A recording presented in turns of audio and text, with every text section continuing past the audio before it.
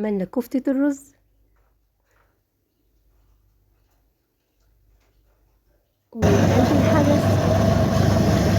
هقول لكم انا بعملها ازاي وازاي بفرزها.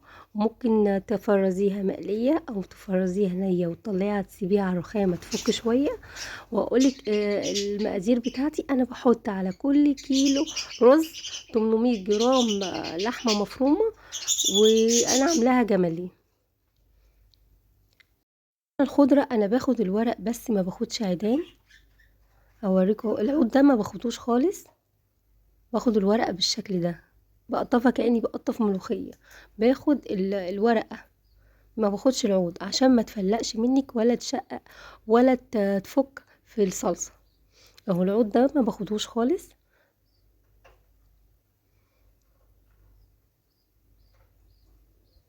باخد الورق كده واوريك ازاي هعملها واصبحها قدامك. ببل ايدي زيت وبصبعها الشكل اللي انت حباه، كورة صوابع. هنشوف اهو هعمل لك الشكل التاني كمان. اهو صبحها بالشكل دوت كده. سكوني بقى ايدك زيت اهو بالشكل ده. اعمل لك الكوره كمان.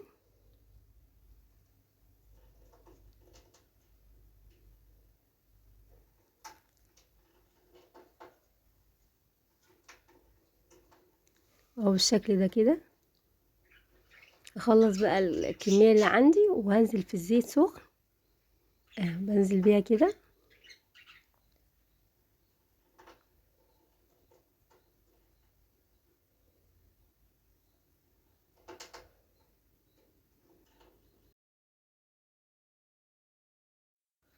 اهو بالشكل اللي معانا جميله، ولا فكت ولا حلت ولا شققت. هنا هعمل الصلصه مقطعه بطاطس مكعبات ومعايا طماطم ومعلقه صلصه وملح وفلفل وكزبره وشطه حسب الرغبه ومعلقه سكر عشان الحموضه. وفي حله على النار احط الزيت وانزل بفص الثوم المفروم.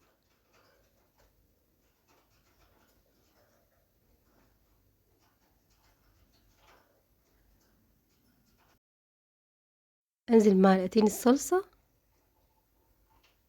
والتوابل بتاعتنا والملح والكمون ومعلقه السكر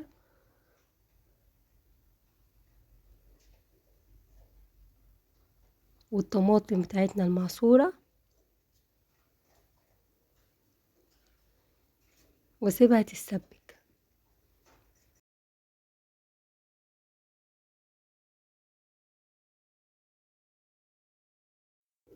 هنزل دلوقتي بمكعبات البطاطس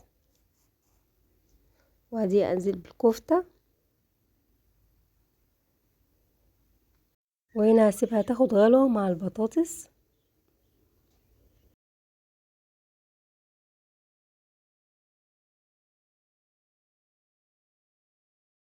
هنا عملت رز بالشعريه جنب الكفته. نزلت بزيت وحمرت فيه الشعريه ونزلت بالرز. اقلب تقلبتين كده يتشمعوا،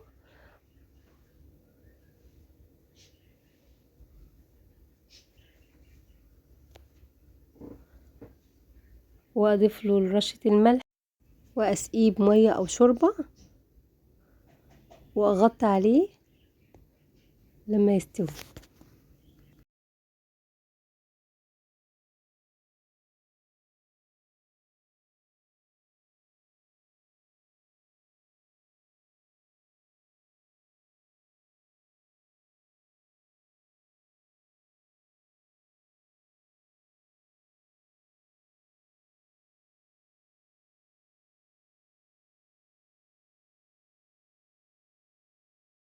هسيب لكم المقادير تحت الفيديو ان شاء الله، جربوها هتعجبكم.